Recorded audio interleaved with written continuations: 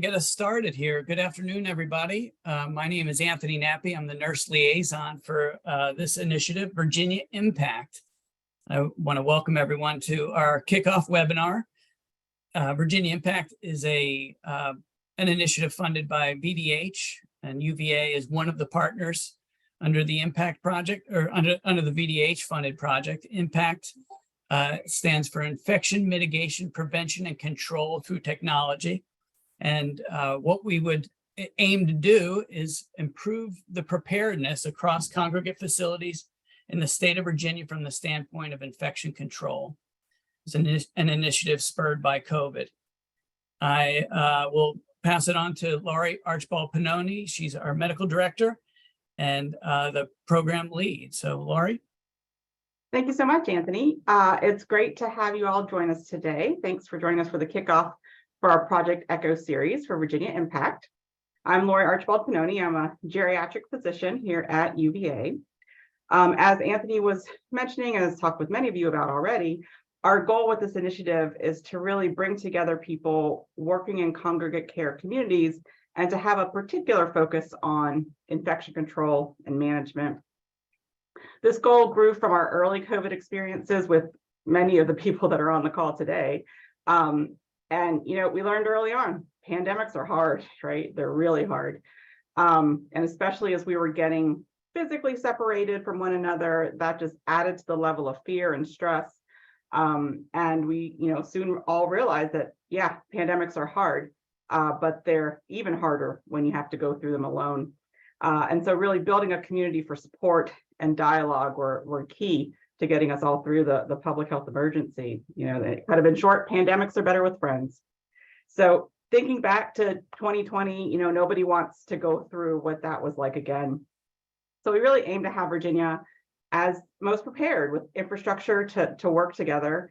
We're grateful for the support from VDH through CDC funds with the VLIP projects and the other VLIP partners. And our goal with the Virginia Impact Initiative is to create dialogue about the complex problems that we face in our facilities and develop ways to best support each other in preparing to tackle the next challenges as they come. The first part of this Impact Initiative is this Project ECHO series. And the goal is to have informative discussions on these issues. And we kick off today with the big picture of what's next. We'll then move through in the series of more kind of specific considerations like dark urine or a new rash on a red leg, kind of issues we face with our patients. Is it an infection? Is it not an infection? And how do we best take care of our patients? As we go through today, as questions arise, feel free to put them in the chat, and we'll also have time at the end of the talk for discussion. Today, we're honored to be joined by Dr. Amy Mathers. Dr. Mathers is the Bayer Mandel Associate Professor for Infectious Diseases at the University of Virginia. She serves as Medical Director for Antimicrobial Stewardship, the Associate Director of Microbiology, and in the past few weeks alone has discussed these issues up in DC with Congress twice. She's a phenomenal clinician, an excellent researcher, and a great friend to have in a pandemic. So with that, I will turn it over to her to lead our discussion today. Thank you so much, and thank you for having me. I feel very honored to be here, especially at the first, because the work you all do is so important. So just to roll right into it, the topic that I assigned was end of public health emergency. So now what? And for me, I have been sort of pivoting, as things have been settling down and trying to get back to some of the work that we were doing before the pandemic hit. And then checking in about where things had gone in this area during the pandemic. So I'm going to focus a lot on antibiotic resistance. And so hopefully this is all relevant and will be of interest. I am a scientific advisor for some companies, but I'm not going to talk about any of that today. Just a high level kind of walk through, I'm going to talk about antibiotic resistance writ large. I'm going to talk about updates in long-term care in stewardship and some high-level updates in infection control, and then some of the challenges that we're facing. I'm also going to, just as an example, do a deep dive into a couple of emerging pathogens that I think are important to have on your radar, and to think through and how these might be impacting the patients that you care for. So before I dive into all of that, I just want to take a minute to recognize all the people. You guys, through your work and through all of the stuff that you did in infection control and congregate living and in long-term care, faced, I think, the biggest challenge of anyone, right? Because you had a very contagious respiratory virus that especially impacted elderly, and congregate living was really, really challenging. And you guys did it. The amount of lives saved is going to be really hard to count. And so thank you so much for all of your work. So now onto another pandemic. And I think this is a much slower moving pandemic, but it's the pandemic of antimicrobial resistance. So hopefully I can kind of give you a little bit of background, as this is the area of research and focus. And then, like Dr. Archibald Pannoni said, kind of fill in with some more topical that probably touch on this. But from a high level, antibiotic resistance. So just to set the stage, bacteria have been around a lot longer than humans have. So as you see there in the top line, bacteria around 6 billion years. Humans are something that looked like a human, probably 20 million years, that's generous. And then anatomically modern human, maybe for the last 200,000. And antibiotics haven't really been on the scene, but for like just over 100 years, or just under 100 years. And so sulfa was first introduced in 1937, and immediately, as soon as we introduce an antibiotic, we start to see the emergence of resistance. Well, why is this? And, you know, it's because antibiotic use, unlike any other medication that you will give to your patients, drives resistance. This happens because we're all, colonized with bacteria, and antibiotics sort of don't, for the most part, focus on killing one type of bacteria.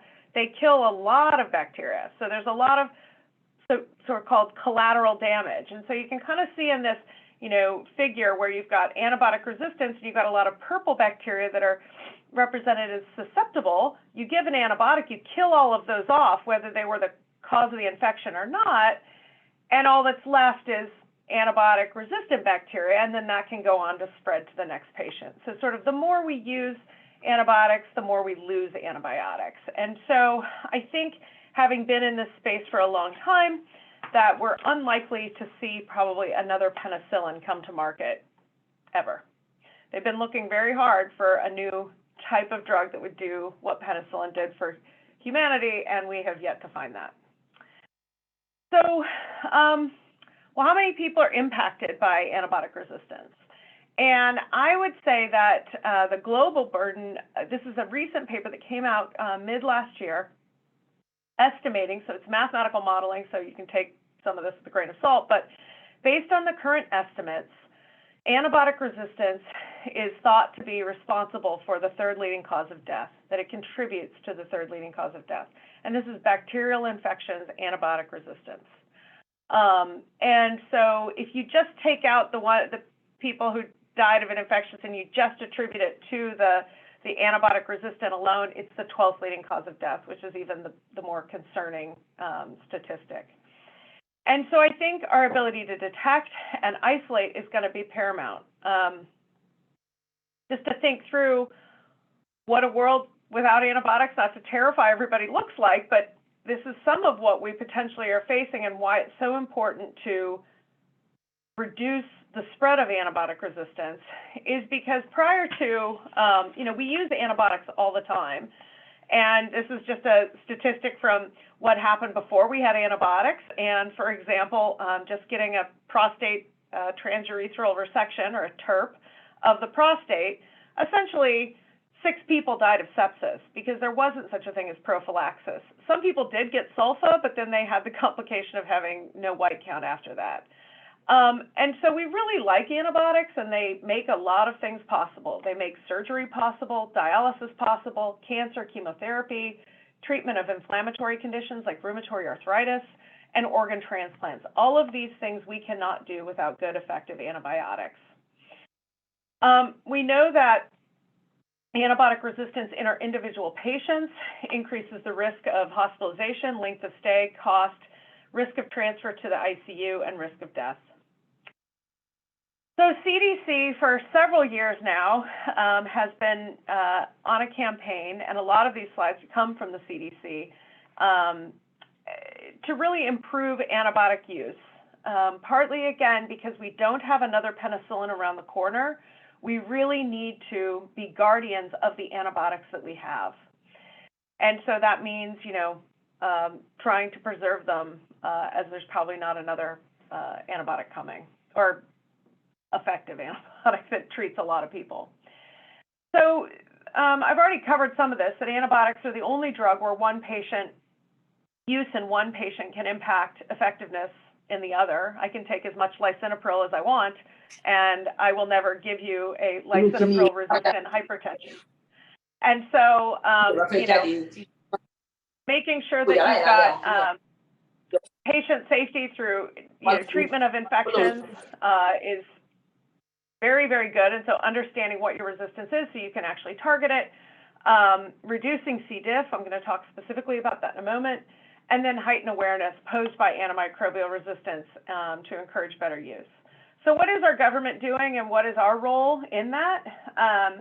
So like I said, we need to prevent antibiotic resistance spread. And through that, we need to detect the antibiotic resistance so that we can target people as quickly as possible instead of using broad spectrum antibiotics for treating something that's penicillin susceptible, which is what we usually have to do when we're treating kind of any syndrome, such as pneumonia. We have to sort of treat broadly until we get more data, and then we can narrow. So the sooner we can get more data, the quicker we can narrow and get rid of some of the collateral damage. Respond and limit outbreaks of antibiotic-resistant bacteria, and I'll talk specifically about that and the role of long-term care in that, because I think it's going to be really critical. Prevent the spread of infections, and then lastly, discover new antibiotics. And so there are some of the antibiotic resistance initiatives in detail, and I think the slides will be made available afterwards. So specific to nursing homes, antibiotic stewardship in nursing homes, and I'll talk a little bit about what antibiotic stewardship is, but I want to just make a plug for why this is so important. So, an estimated 4.1 million folks are admitted to or reside in long-term care during a year. And actually, I don't know the CDC's definition of nursing home in this study. So maybe somebody can fill that in. Actually, I should know that. But up to 70% of people that reside in long-term care receive an antibiotic during a year. And it's really hard to find good statistics. I really tried to find some papers on this, but it's somewhere between 40 and 75% of these antimicrobials are either inappropriate or unnecessary. And on top of that, 75% of them are estimated to be prescribed incorrectly, either with dosing or route, or just wasn't needed. And so I think we've got a lot of room to move in long-term care in terms of reducing the overall exposure of patients to antibiotics they don't need. So what is antimicrobial stewardship? What am I barking on about, and what have I done with my life? So it is to get the right antibiotic at the right dose for the right amount of time while trying to decrease the selection for antibiotic resistance, C. diff, cost, and ultimately we know from many, many studies that good antimicrobial stewardship improves patient outcomes. This is a slide adapted from Heather Cox, who's my partner in crime and co-lead of antimicrobial stewardship at UVA and is a PharmD, and I believe is part of the IMPACT project. So C. diff. I know that most of the people on this call probably understand Clostridioides difficile, as it was renamed. But it is really, really important in long-term care because C. diff, just like COVID, disproportionately impacts people over the age of 65. And actually, the older you are, the more severe, statistically, the more severe you end up having disease.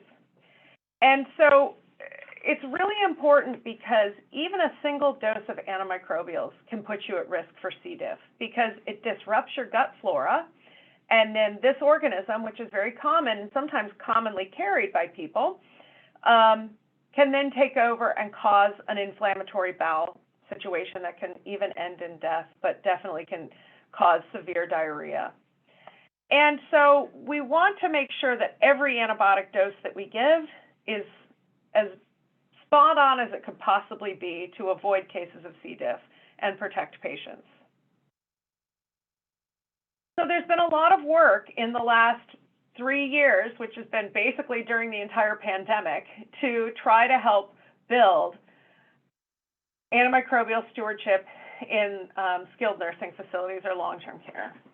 And so this is the CDC sort of outlined, what are the core elements of having an antimicrobial stewardship in nursing homes. And it's this campaign that they put up. I put a link to it.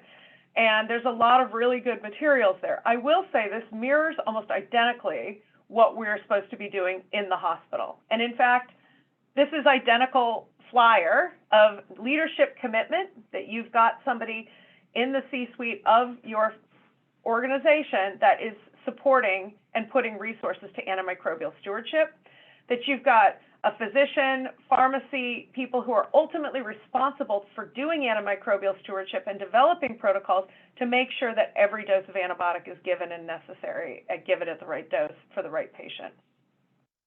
That you've got pharmacy expertise available and or infectious disease expertise available and training in stewardship within your facility, that you have projects that you're working on to try to improve antimicrobial stewardship, that you're tracking how those projects are going and what your usage is, and you're reporting on antibiotic use. Also, just educating the staff on the importance of antibiotics and antimicrobial resistance. Here, I've put here, not for anybody to read this, but this is actually the checklist for the core elements of antimicrobial stewardship. And I don't believe this is a requirement yet, but it's going to probably be a requirement fairly soon. So I just wanted to talk through a couple of interventions that I thought were very exciting, and it sounds like this may be something that gets covered in more detail, so I won't spend too much time on it, but just as an example, because there's several. There was a recent study, and AHRQ also has a lot of really great materials available for long-term care. And essentially, a lot of elderly people, because they don't empty their bladder fully, may have bacteria in their bladder. And so it can look like they have a urinary tract infection because bacteria will often grow. But if they don't have symptoms, that means they don't actually have inflammation in their bladder wall that needs treatment. Bladder infections can make people quite sick, but it's very common for people to just have bacteria in their bladder not causing an infection or inflammation. So how do we differentiate those? Symptoms. Does the resident have symptoms of a urinary tract infection through change in urine, complaints of pain, and I'll go into this in the next one. And so this was a checklist put in place, or an SBAR, where the nursing, the unit manager, or whoever was caring for this patient would fill this out before calling the physician to ask for treatment. And so that they would have all of this information readily available. And when this was deployed at 12 different sites in Texas, it reduced antimicrobial prescribing, unnecessary antimicrobial prescribing by 30%. Actually, overall, presumably it was unnecessary.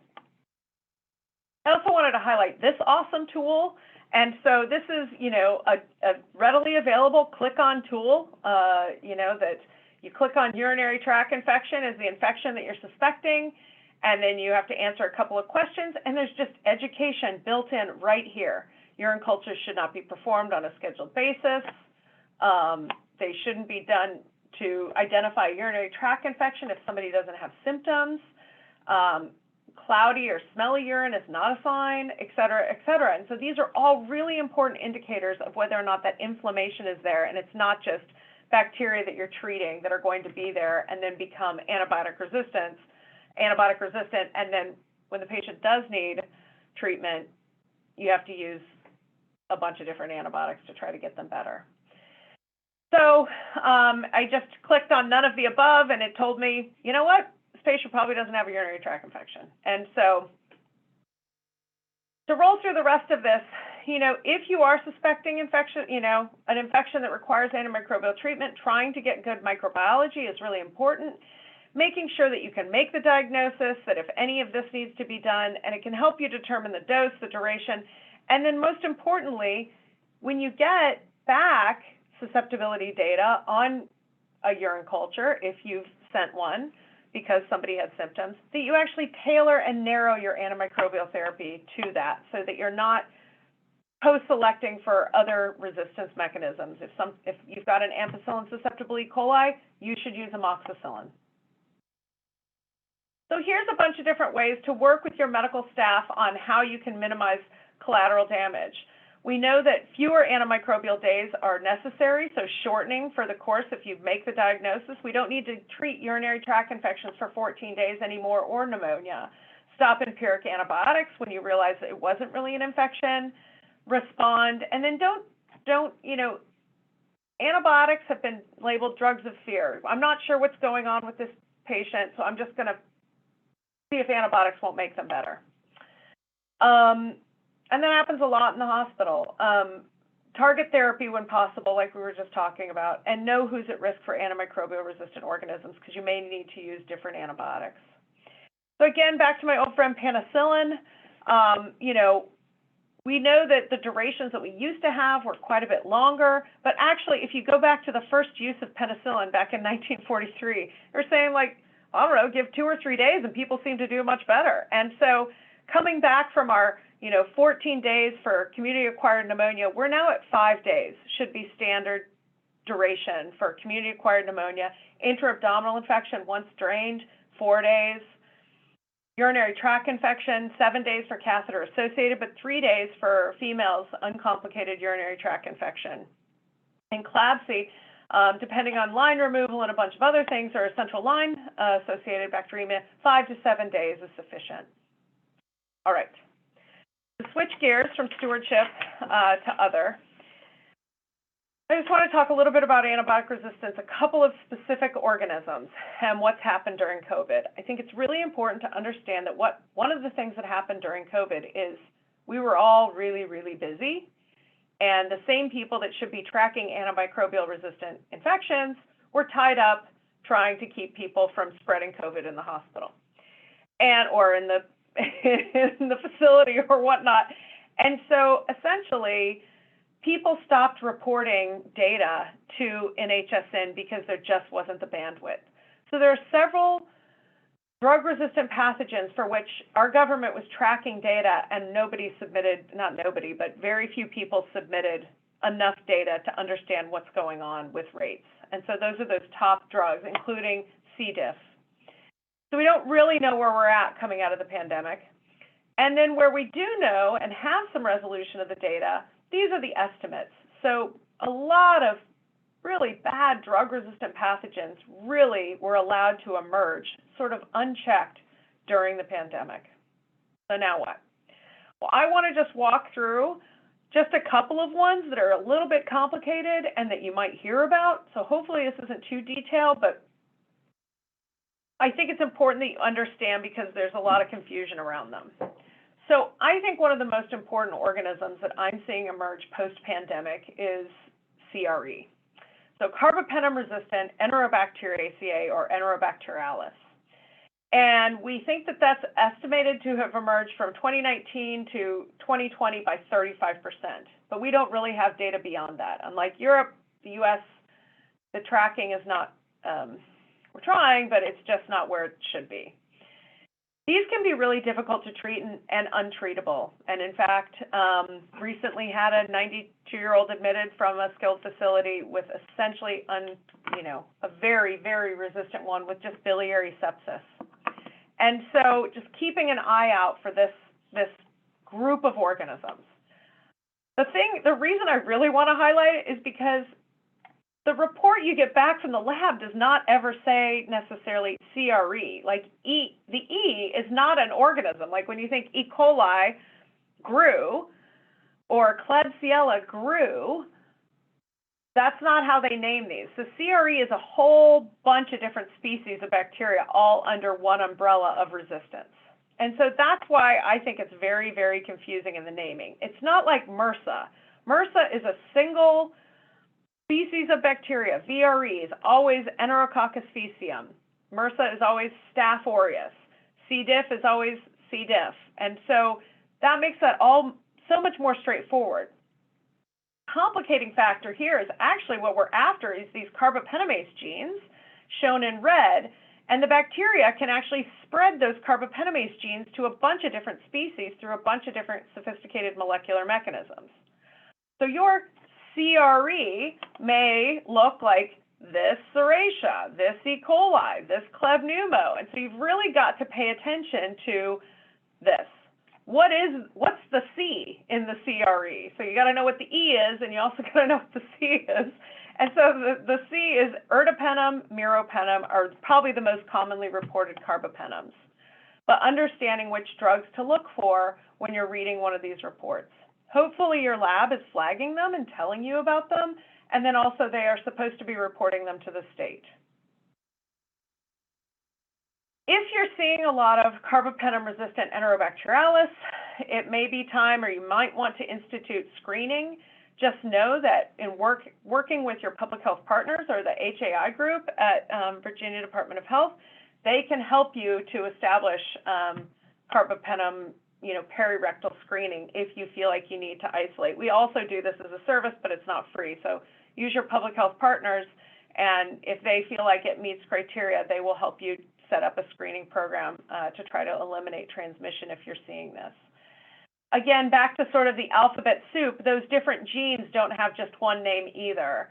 There's names like Indium, KPC, OXA, so it's like an alphabet soup. So it's very confusing, but it's really, really important because when patients get infected with these, they are extremely hard to treat. So the other organism that I want to highlight is that's been new and emerging, kind of the new kid on the block, is Candida auris. And you've probably heard about this. I mean, auris is from the ear, but like, where did this thing come from? I don't think it really came from the ear. Interestingly, it seems to have been coming from, it emerged separately on all different continents, but 4 different strains or clades of this organism emerged separately in the late 2000s. Early 2010s. Prior to that, we hadn't seen multi-drug resistant Candida at all. And so again, this wasn't really being talked about until 2016-ish, and then the pandemic hit.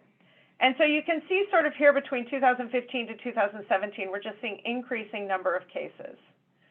If a patient gets one of these, they are very, very hard to treat. The reason they need to be on your radar is because they can be very challenging with infection control. You do not want this organism in your building. If you have somebody who's colonized with it, you just need to make sure that you're cleaning the environment really well. Oh, sorry, my hand went up. You're cleaning the environment really well and making sure that you've got good view on anybody else who might be at risk for getting it. Labs even may struggle with identifying this organism. Sometimes it gets misnamed as a different type of Candida, and so if you suspect it or get some weird named Candida, you may want to reach out to your clinical lab and ask them if Candida auris has been reviewed or on the docket. Again, back to our friends at the Virginia Department of Health or DCLS, they can help if you feel like you have transmission of Candida auris in your institution, then they can help set up screening. And in fact, we've used this service because our lab is not yet validated, although it is now. But at the time when we saw a case, we weren't validated yet because it's hard, you can't validate a lab test unless you have positives. So when you go to collect this, you collect a single swab by rubbing the both armpits and both groins. And it's because this organism likes it where it's warm. There's some thought that this organism is emerging because of global warming, but it does really like the warm parts of the body. I've got a lot of recommendations here, but adherence to hand hygiene, just good infection control around this organism is really important, and then also paying attention to the environment. I'm going to just tell you about this single outbreak to sort of emphasize this point. So this is colleagues of mine at Oxford. They have open wards. So this is a 16-bed ward in a neuro ICU. And you can see here on the left that they had a case of Candida auris all the way back in 2015. They had a few more cases and not much happened. But when they started seeing more and more cases, you can really see how they took off by October 1st, those sort of peaches lines just shooting right up in 2016, and it spread like wildfire. And they instituted screening results, and you can see there that they had a lot of positive screens. Ultimately, down here on the blue, the timing for getting a negative clearance test took a very long time, and people even tested negative and then tested positive. So humans can carry this organism for a very long time once it's on the skin. And again, Candida lives on a lot of our skin normally, and so this is very, very challenging. What they ultimately figured out it was that they were using temperature probes to get people's axillary temperature, cleaning that device between patients, but it wasn't sufficient. So again, just keeping on your toes about shared equipment and about the importance of cleaning, and this organism is being pretty durable in the environment. All right. I'm going to finish, as I sort of get into the last big topic, or I've got a couple more, but I thought the biggest change, okay, public health emergency over, now what? Was infection control-wise and MDRO, was sort of these changes that were released in 2019. So I'm looking also for feedback from you guys about how widely implemented all of this was. Because 2019, was fine, because COVID didn't really hit the US until 2020. But then after that, it was like, we've all just been really busy. So I'm not sure how much of the, sort of new changes in contact precautions have distilled through to facilities. So I hope this isn't too redundant, but I just kind of wanted to go through it. And basically, the CDC suggested for skilled facilities that they go from sort of contact precautions for multi-drug resistant to prevent multi-drug resistant organism transmission to this concept of enhanced barrier precautions. And so you all may be very familiar with this, but I thought it was a really important change, and it was good to review sort of where we're at with that, and I'd love to hear you guys' input. It seems like this makes a lot of sense from where the CDC is coming from. When you look at the data on how well does contact precautions work in long-term care and in skilled facilities, if you put somebody on contact precautions for the rest of their life, it's very isolating. They're always in a single room. And what they were finding was adherence was not very good. And so they felt like instead of sort of ostracizing people that were colonized with drug-resistant pathogens, what might be more helpful is targeting high-risk situations. The other reason they thought this was important is because we know that we don't detect the majority, and maybe missing up to 50 to 70% of patients that are actually colonized with multi-drug resistant organisms. So if we target everybody who's really at high risk for carrying multi-drug resistant organisms and high risk behavior, then maybe we can do things more sensible and let people go to, play bridge or have participate in other group activities and, live sort of normally, unless they're doing high-risk behavior with staff, and I'll go through what some of those are.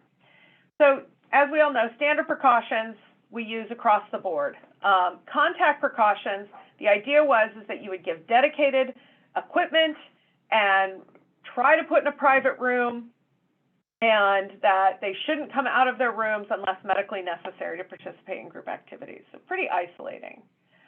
So the idea of enhanced barrier precautions is that, really it's nursing home patients that have indwelling medical devices and wounds that we know may be silently colonized with drug-resistant pathogens. And so let's target the high-risk activities: dressing, bathing, showering, transfer, providing hygiene, changing linens, toileting, device care, and wound care. And then those are high-risk activities for getting drug-resistant pathogens on healthcare worker clothing that then can go to the next patient. So if we could just target these high-risk activities, then maybe we could reduce transmission. And so here's a little table of sort of, standard precaution applies to everybody. If you're going to be exposed to blood or bodily fluids, you should be gowned, gloved, and wear a face mask, not a mask. Enhanced barrier precautions, I sort of just talked about. It's certain population of patients that have wounds, have indwelling devices, have a feeding tube or a trach, regardless of whether or not they're known to be colonized, because we know we don't know about everybody who's colonized. And then also anybody who we already know is in fact colonized. So maybe they don't have any indwelling device, but we know they're colonized with, say, Candida auris. You should, during high-risk activities or high-contact resident care activities listed there, you should adhere to gown, gloves for those times. And again, if there's going to be splash, facial protection. And then contact precautions is, for any room entry, and you try to give them a private room. So here was sort of a CDC signage and kind of some suggestions on enhanced barrier precautions and what this looks like, and making sure that you're really emphasizing it and sort of the big highlights of the differences. And here's a lot of words about it, but basically it comes down to this, that when you roll out enhanced barrier precautions, remember that's not the only thing you're doing for prevention of MDRO in your facility. You do enhanced barrier precautions, but you make sure you're cleaning the environment well. You make sure everybody's adhering to good hand hygiene at all times. You're teaching people about all of this. You're communicating well who needs enhanced barrier precautions and who doesn't, and what that entails and what the activities are. And then you check, are we able to do it? Can we audit? Where can we grow? Or where can we do better? And so if you're going to put somebody on enhanced barrier precautions by organism, it would be people colonized with any of the following is sort of what the CDC says to consider. And then you might want to consider also people that you know are colonized with any of these others. MRSA is a big one because it does cause a lot of morbidity. And so if you're not going to continue with contact precautions, doing enhanced barrier precautions on this group of folks, even if they don't have an open wound or an indwelling device. So I'm going to leave enhanced barrier precautions. You guys may be fruitful discussion. And I'm going to finish with sort of like, so how do we do all this, Amy? This is all great, but like, I can't hire anybody.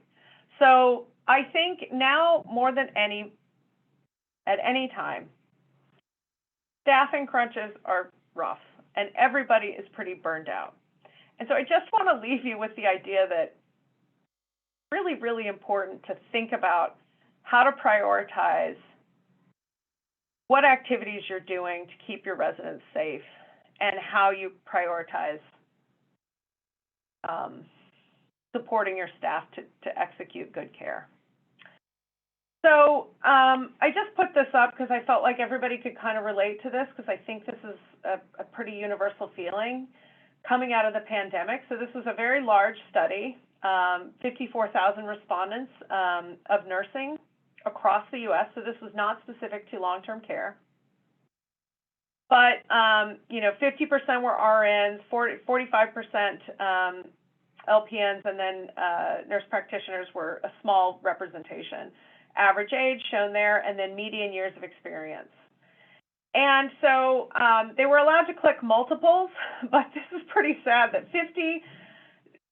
45 to 50% a few times a week or every day felt emotionally drained, used up, fatigued, burned out. And more than a quarter of respondents said that a few times a week or every day they feel like they're at their end of their rope.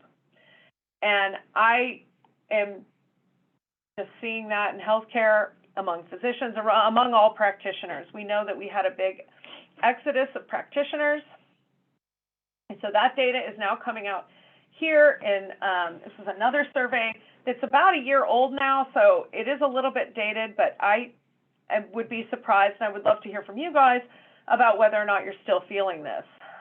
So again, 2022, a large survey of 759 nursing home providers, and they reported 87% were facing moderate to high staffing shortages.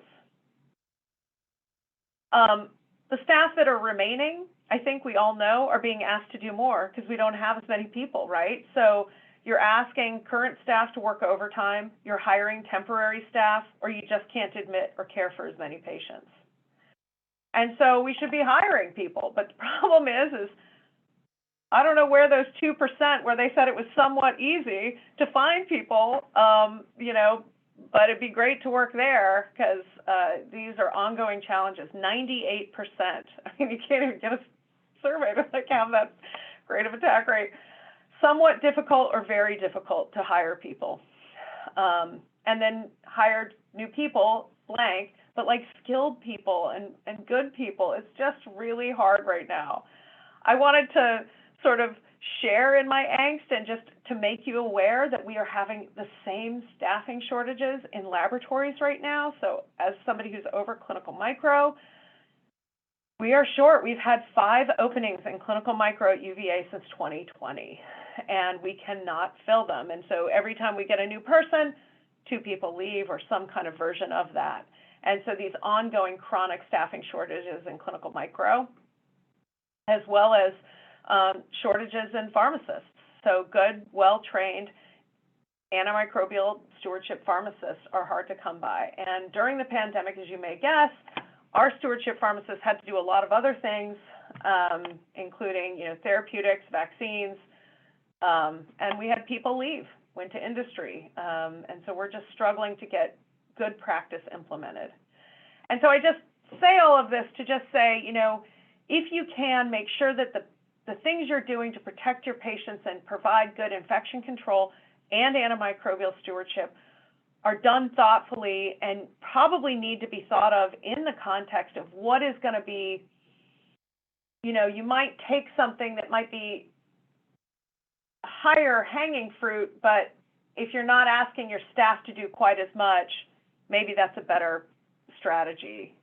Because we could all do lots and lots of things and have perfect healthcare, but I think you know, the challenge is what's the most important thing for our individual location and what's really challenging our own individual patients and where do we need to put our efforts to keep patients protected. And so I just kind of put in there as to commiserate that this is really, really hard right now.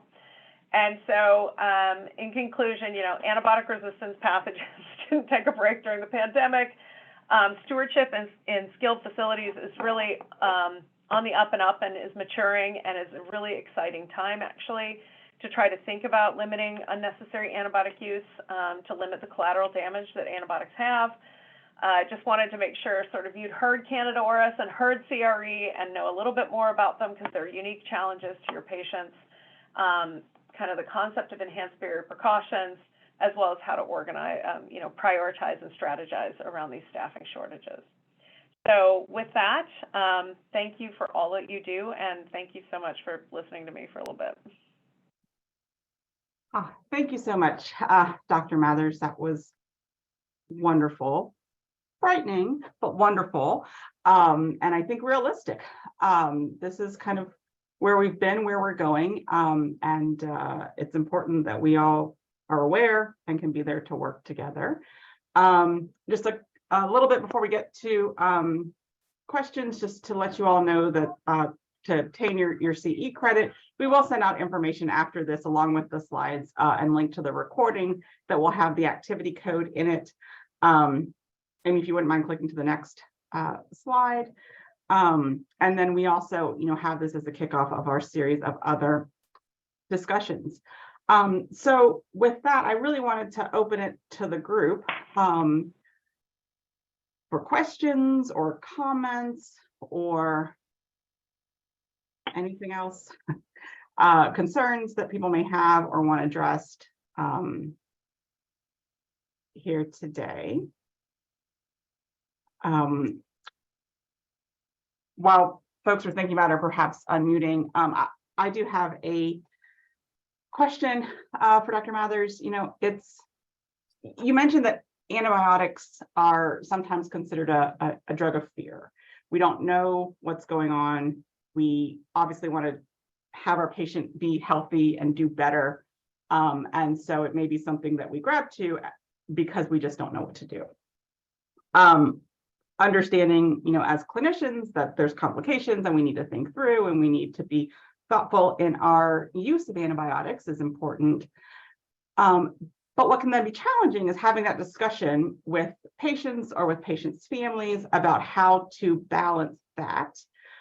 Do you have any recommendations or experience or advice in how to address these complex issues with people that are, scared or not doing well, or their family members are?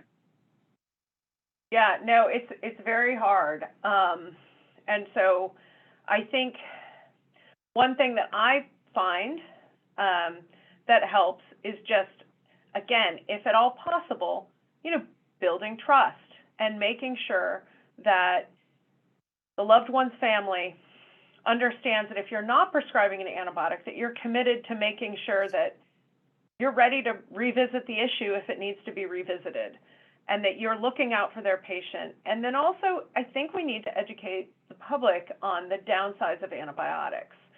And, fortunately or unfortunately, I don't think, I don't want to say there weren't as many consequences of antibiotics in the 80s. When you could get, it was even in the early 2000s, you get free antibiotics at almost every pharmacy in the US. So, it was an antibiotic heyday. But now that we've got drug-resistant pathogens and we've got the risk of C. diff, which has really emerged, I think it is important to educate the public and educate families about these very, very real consequences of using antibiotics. And in an individual patient, C. diff is an obvious one that you would want to highlight. But another one is if it is somebody that gets recurrent urinary tract infections or does have indwelling devices or is at risk for drug-resistant pathogens, you do want to be very sure when you're using antibiotics that you don't repeatedly use them, because what ends up happening in those very high-risk patients is that they end up with an untreatable infection.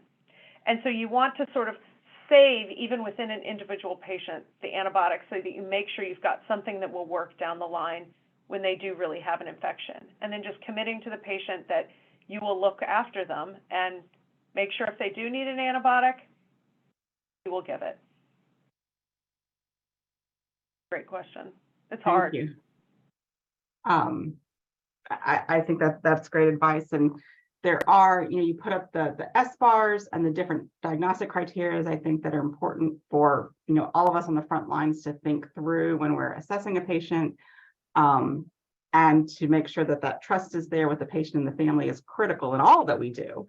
But especially if, there's a kind of difference of perspective as to what could be done next, to really have that discussion openly and say, we're in this together. I'm here with you. Yep.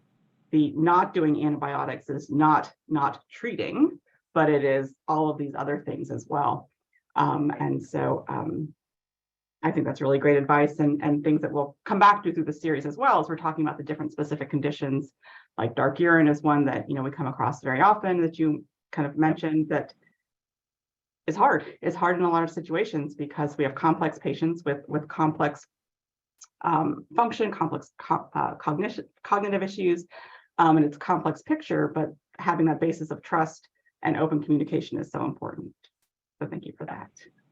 Other questions from the group, either in the chat or go ahead and unmute to have a question for Dr. Mathers. Dr. Mathers, this is David.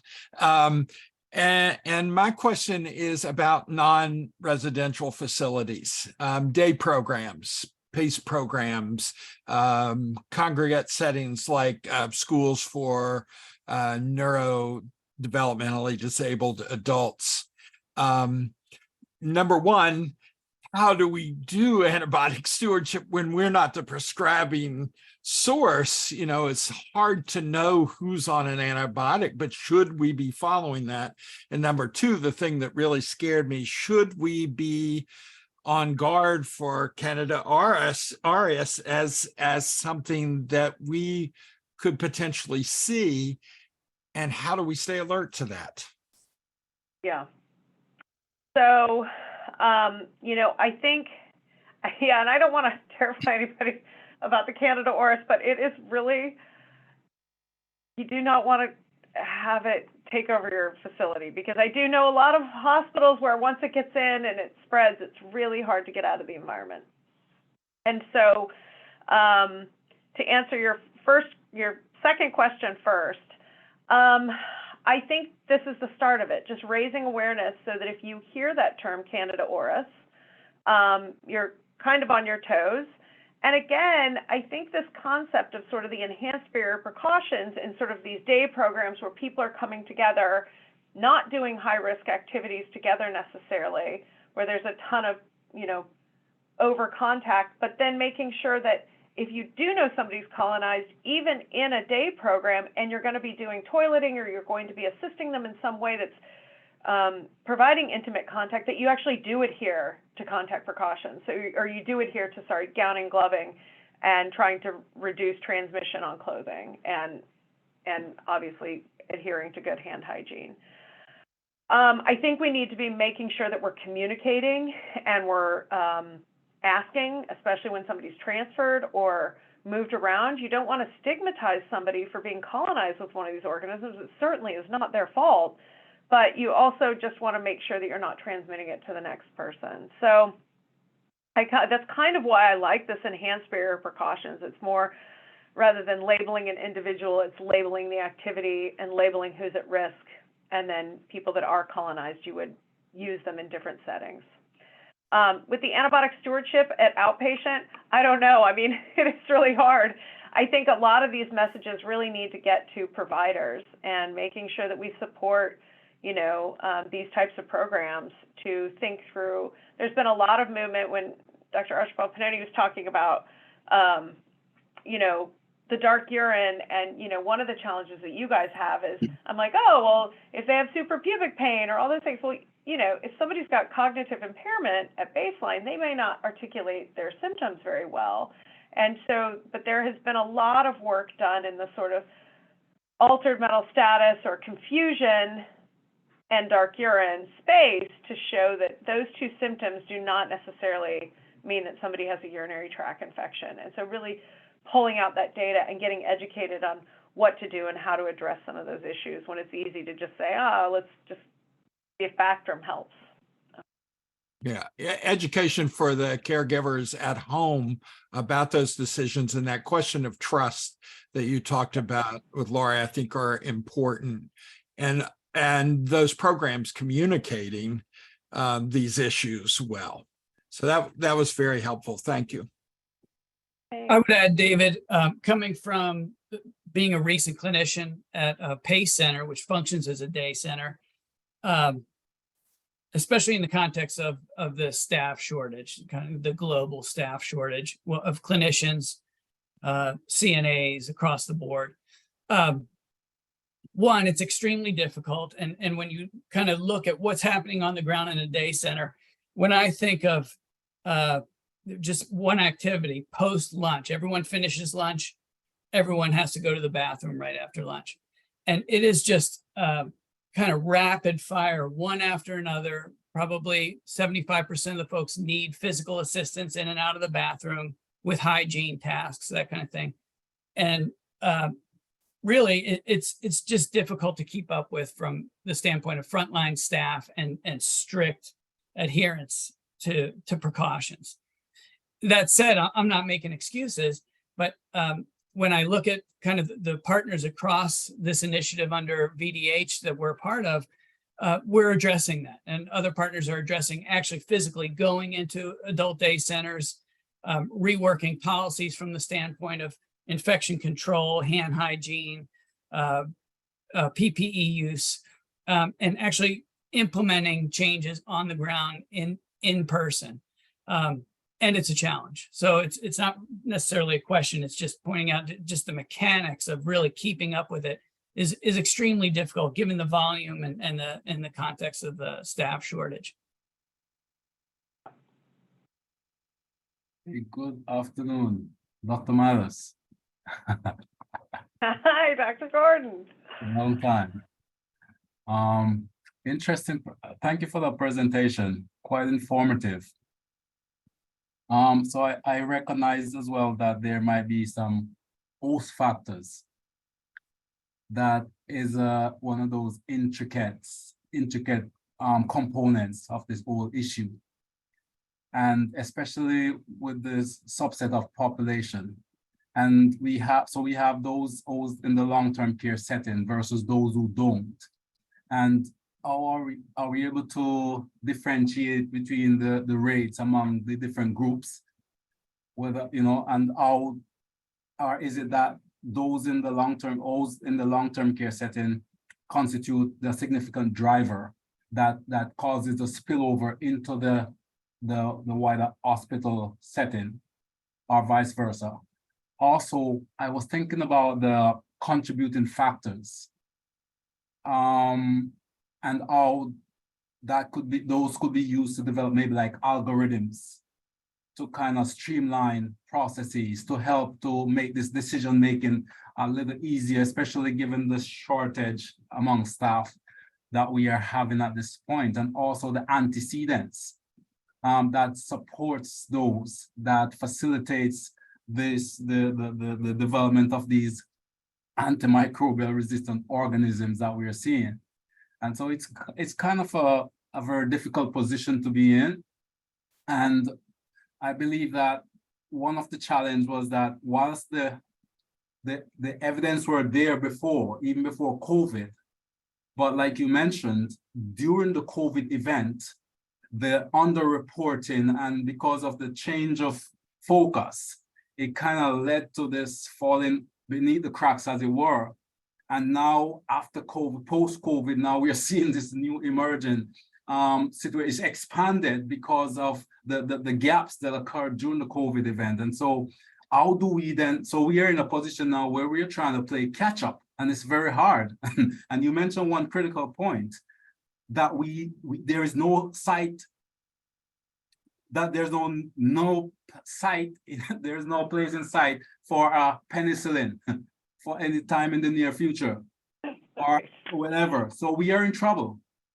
And so what is it that we have within our scope of control that we can use, that we can implement quickly and strategically and in an effective way that can help to bridge this gap and try to stem the flow, or the tide, as it were, as we move forward? Because it is that urgent, and we really need this kind of response.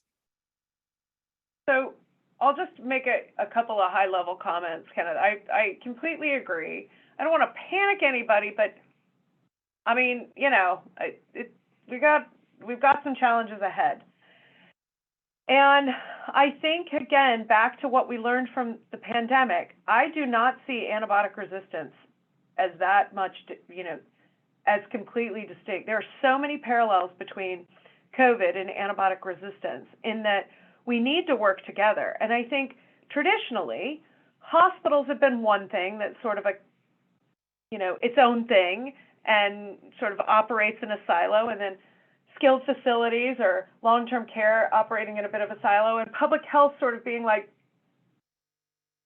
I don't want to trivialize this, but they're a little bit new to the HAI game and the AMR game. Like, I always knew to call the public health department if there was a case of rabies, but if I have a case of CRE, it actually doesn't, but I think your point of making sure that we've got these open communications, and the problem is big enough that we all need to be working together to solve this, because there's not a single silver bullet.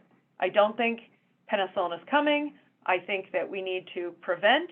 We need to get better at surveillance and understanding where the issues are. We need to be aggressive about helping support people when there are outbreaks, whether they're in acute care or in long-term care, so that we prevent transmission from going to other institutions and other patients within an institution.